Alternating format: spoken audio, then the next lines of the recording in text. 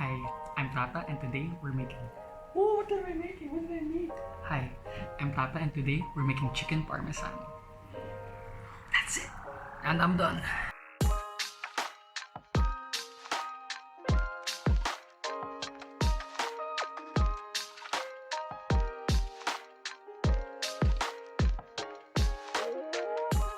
First, divide the ingredients into the breading, the meat, the sauce, and the toppings.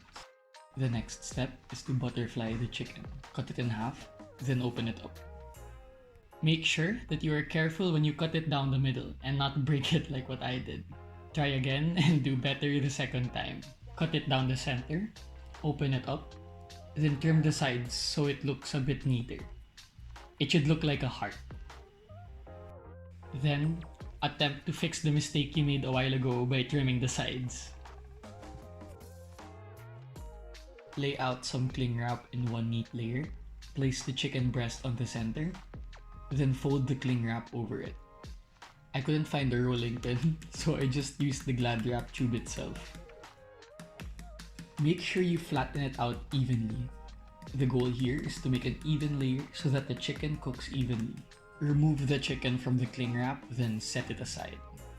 And of course, to lessen the use of plastic, use the same plastic for the second breast.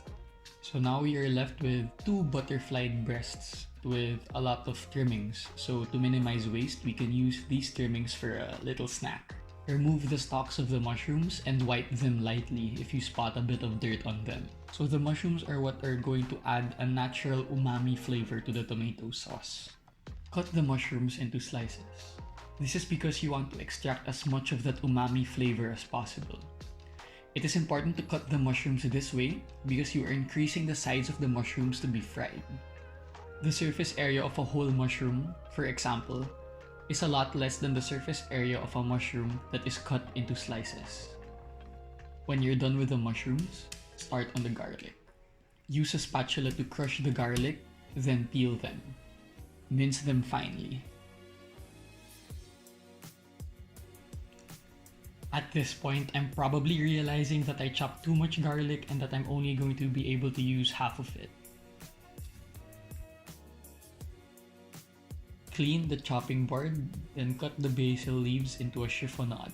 To cut the leaves into a chiffonade, layer the basil leaves on top of each other, roll them, then slice them crosswise. This will make them into cute little ribbons. Shave the parmesan. You can use a grater, a microplane, or any method you want, but I like using this contraption in my kitchen. I'm not exactly sure what it's called, but it's efficient and it's really easy to use.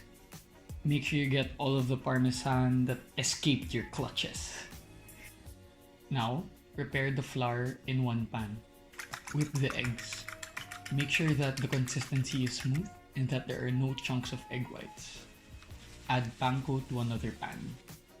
And of course, don't forget to lightly salt all three components. Dredge the chicken in the flour. Make sure it is evenly coated and that you pat out all the excess. Dip the chicken in the eggs and then the breadcrumbs.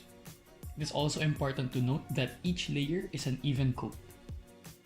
Add some oil in a saucepan and prepare the oil for frying. When the saucepan is hot, add the mushrooms.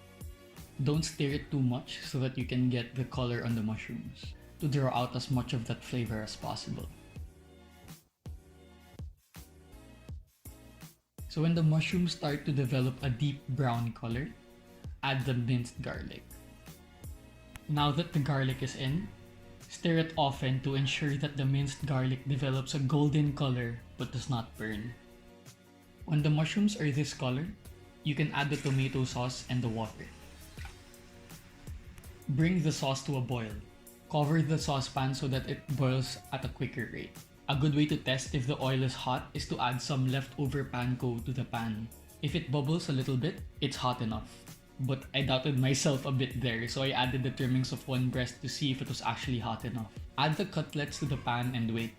As tempting as it is to touch and flip them around, don't. Allow them to do their thing in the oil and leave them alone. At this point, the sauce is already boiling, so remove the cover and let the sauce boil uncovered. This will not only tie all the flavors together, but will also make each component taste more and more concentrated. Then add the basil to the sauce. After around 3 to 4 minutes, flip the chicken.